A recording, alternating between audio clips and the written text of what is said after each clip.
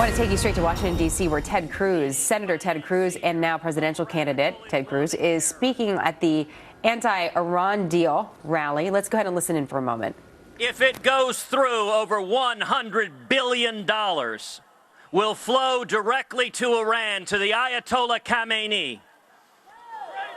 And billions of those dollars will go directly to Hamas, to Hezbollah, to the Houthis, to radical Islamic terrorists across the world. And those jihadists will use those billions to murder Americans, to murder Israelis, to murder Europeans. The second consequence of this catastrophic deal is that it abandons 4 American hostages in an Iranian hellhole, including Pastor Saeed Abedini, an American citizen, a Christian pastor, sentenced to 8 years in prison for the crime of preaching the gospel, including former Marine Amir Hekmati, including Washington Post reporter Jason Rezaian, including Bob Levinson. It is a disgrace for this administration to abandon Americans in Iranian hellholes. But the third consequence of this deal going through, if it does, is that it will facilitate and accelerate the nation of Iran acquiring nuclear weapons. There is no greater threat to the safety and security of America.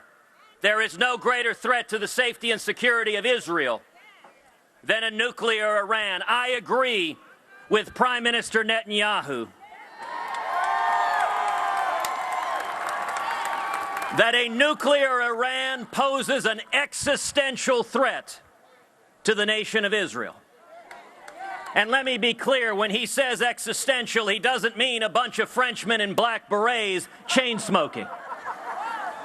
He means literally going to the very existence of Israel. When Prime Minister Netanyahu addressed a joint session of Congress, a joint session that President Obama boycotted, that Vice President Biden boycotted, that every member of the cabinet boycotted.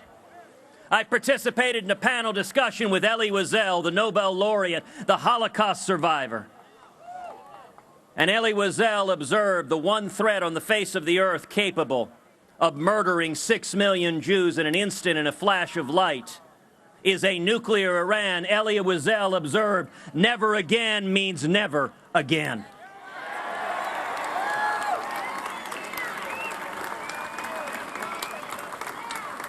The second group I want to address are Democratic senators and Democratic members of Congress. Right now, today, 42 Senate Democrats have come out in support of this deal. It is my hope and prayer that every one of those Senate Democrats reconsiders, that they go home and they fall to their knees and they pray tonight. I agree with former Democratic Senator Joe Lieberman that this vote is quite likely the most important vote that any member of Congress, any member of the Senate will cast in their entire career. There was a time when there was a tradition of Scoop Jackson Democrats, of JFK Democrats, of Joe Lieberman Democrats, of Democrats who were willing to defend national security. Sadly, that is becoming rarer and rarer in today's Congress.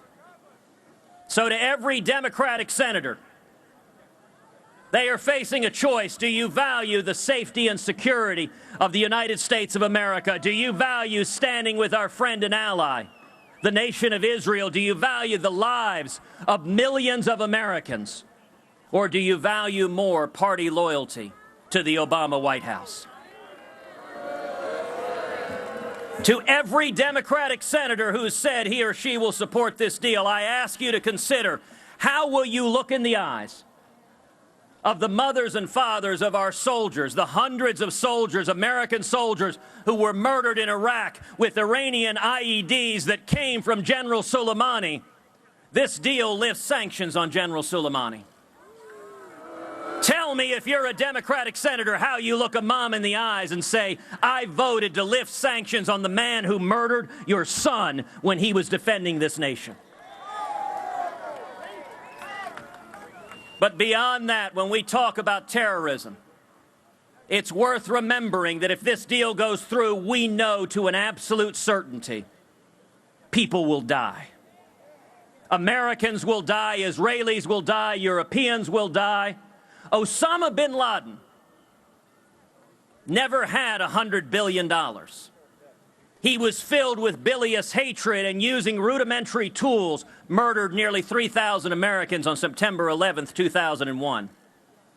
We're now talking about giving the Ayatollah Khamenei, a theocratic homicidal maniac who hates America every bit as much as bin Laden did, giving him $100 billion to carry out his murderous plan.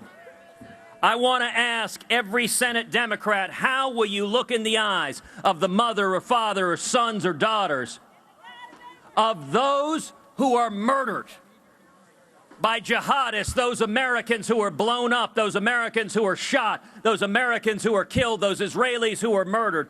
And let me be clear. If you vote to send billions of dollars to jihadists who have pledged to murder Americans, then you bear direct responsibility for the murders carried out with the dollars you have given them.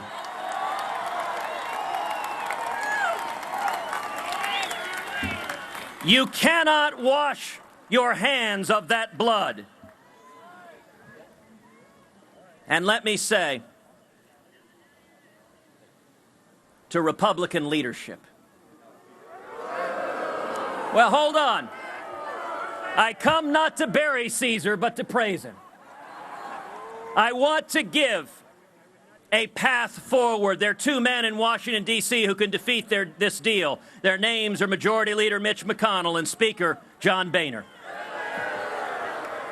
Under the terms of the Corker-Cardin review legislation, the clock does not begin ticking until the president hands over the entire deal, and he has not handed over the side agreements. What that means is that all that has to happen is for Mitch McConnell and John Boehner to say the congressional review period has not started. Under federal law, it is illegal for Obama to lift sanctions.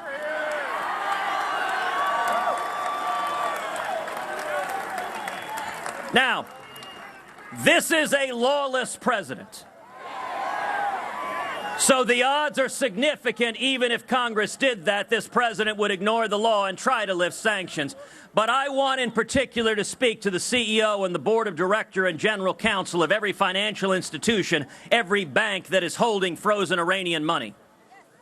If this president behaves illegally and decrees you can hand that money over to Iran, let me tell you now, that does not exempt you from the legal obligation to follow the law.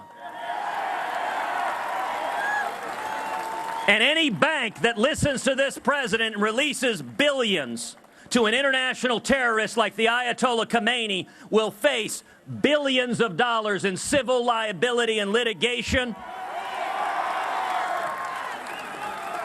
And there will come a president who is not named Barack Obama.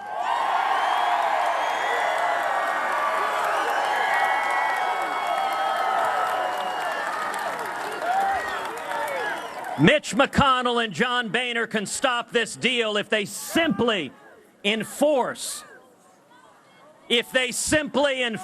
federal law. If Iran gets a nuclear weapon, the single greatest risk is they would take that nuclear weapon, they would put it on a ship anywhere in the Atlantic, and they would fire it up straight into the air, into the atmosphere. They would set off what's called an EMP, an electromagnetic pulse. It would take down the electrical grid on the entire eastern seaboard and kill tens of millions of Americans. We can stop that. But if Senate Democrats decide that party loyalty matters more than national security, and if Republican leadership decides that a show vote is more important than stopping this deal, then the single most important issue in 2016 will be stopping Iran from acquiring a nuclear weapon.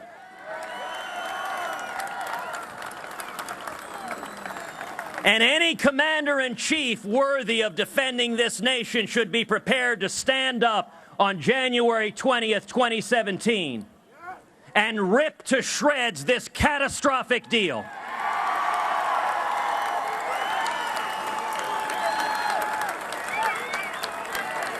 Any commander-in-chief worthy of defending this nation should be prepared in January 2017 to look in the eyes of the Ayatollah Khamenei and say, under no circumstances does Iran, led by a theocratic Ayatollah who chants death to America, under no circumstances will Iran be allowed to acquire nuclear weapons.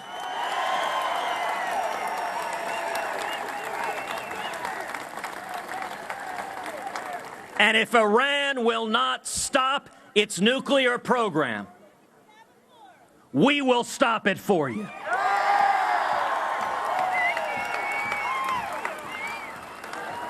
I want to thank everyone here for this rally. I want to thank Tea Party patriots. I want to thank the pro-Israel groups, the national security groups. I want to thank my friend Donald Trump for joining us today.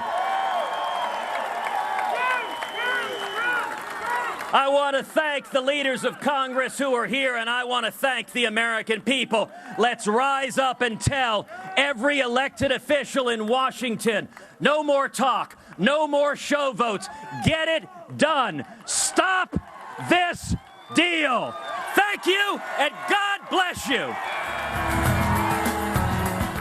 Senator Ted Cruz speaking at the anti-Iran deal rally. I want to pick up off of one thing that he had to say about the congressional review period, because that appears to be what we're seeing in Washington, D.C. today. There was supposed to be a vote on the rule which would allow debate to start in the House so that they could vote on whether to approve or disapprove of the president's deal with Iran. But that was stopped by some members of the House who said they did not want to vote on a rule unless they got the information from the IAEA or the side deals that are taking place with Iran with the UN.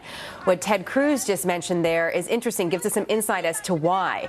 Because perhaps these members of Congress do not want to say that the congressional review period has actually started. The reason for that is that if that period hasn't started yet, then the sanctions can't be lifted. So there's some legalese in that. We're going to have to watch what happens in Congress. In the meantime, Donald Trump